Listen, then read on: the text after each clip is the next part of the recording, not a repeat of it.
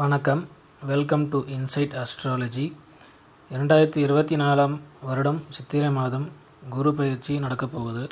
மேஷ ராசியிலிருந்து ரிஷப ராசிக்கு மே 1ஆம் தேதி குரு பயிற்சி ஆகிறார். குரு பகவான் பார்த்திங்கன்னா 2025ஆம் ஆண்டு மே மாதம் வரைக்கும் இங்கே தான் இருக்க போகிறார். குரு பகவான் பயணம் செய்கிற இடம் மற்றும் பார்க்கும் இடம் பொறுத்து நன்மைகள் நடைபெறும். பொதுவாகவே குரு பகவான் இருக்கிற இடத்த விட பார்க்குற இடத்துக்கு சுப பலன்கள் அதிகமாக இருக்கும். குரு பகவான் பார்த்திங்கன்னா ரிஷப ராசியிலிருந்து 5ஆம் பார்வையாக கன்னி ராசியும், 7ஆம் பார்வையாக விருச்சிக ராசியும், 9ஆம் பார்வையாக மகர ராசியும் பார்க்குறாரு. குரு பகவான் ஒரு சுபகிரகம் என்பதனால் யாருக்கும் எந்த ஒரு பாதிப்பும் ஏற்படுத்த மாட்டார். ஆனாலும் சில ராசிக்காரர்களுக்கு நல்ல ஒரு லைஃப்பை இப்படி லீட் பண்ணுறது அப்படிங்கிற ஒரு நாலேஜை கொடுத்துட்டு போவார். குரு பார்க்க கோடி நன்மைன்னு சொல்லுவாங்க. குரு பெயர்ச்சி வந்தாலே சில ராசிக்கு யோகம் கூடி வந்துடும். குரு பலம் வந்தாலே திருமண பாக்கியம், குழந்தை பாக்கியம், நல்ல வேலை, சம்பள உயர்வு எல்லாமே ஒரு சில ராசிகளுக்கு கிடச்சிரும். வரப்போகும் குரு பெயர்ச்சி யாருக்கு குரு பலன் கிடைக்க போகுது, ராஜாதி ராஜ யோகம் யாருக்கு, திடீர் ஜாக்பாட் எந்த ராசிக்கெல்லாம் கிடைக்க போகுதுன்னு டீட்டெயில்டாக பார்க்கலாம்.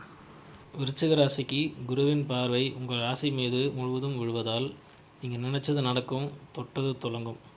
5க்கு அதிபன் குரு பகவான் 7ஆம் வீட்டில் அமர்ந்து உங்கள் ராசியை பார்க்கிறார். சித்திரை மாதத்துக்கு பிறகு சிறப்பான யோகத்தை தரப்போகிறாரு. குரு பகவான் கஷ்டங்கள் பிரச்சனைகள் இருந்து உங்களை விடுவிக்க போகிறாரு. நன்மைகள் அதிகம் நடைபெறும். ஜாபை பொறுத்த வரைக்கும் உங்கள் ராசியை குரு பார்ப்பது ராஜ யோகத்தை தரும். வேலையை இழந்தவங்களுக்கு நல்ல வேலை கிடைக்கும். செய்யும் தொழிலில் லாபம் கிடைக்கும். தொழில் மாற்றம், இடமாற்றம் கிடைக்கும். ஆஃபீஸில் உழைப்புக்கு ஏற்ற நல்ல ப்ரொமோஷன் கிடைக்கும். ராஜாங்க பதவி உங்களை தேடி வரப்போகுது. கொடுத்த வாக்கை காப்பாற்றுவீங்க. அதிக பண வருமானம் வரும். பணம் உங்களுக்கு பல வழிகளில் இருந்து வரப்போகுது. தொழில் வியாபாரத்தில் பல மடங்கு லாபம் கிடைக்கும். கடன் பிரச்சனைகள் நீங்கும்.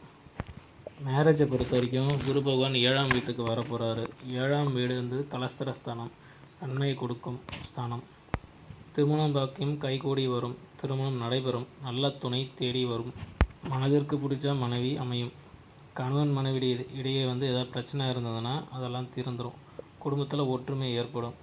நீண்ட நாட்களாக பிள்ளை இல்லையேன்னு இயங்கினவங்களுக்கு பிள்ளைகள் கிடைக்கும். குழந்தைகள் மூலமாக அவங்களுக்கு நல்ல பேர் கிடைக்கும். வாழ்த்துக்கள்.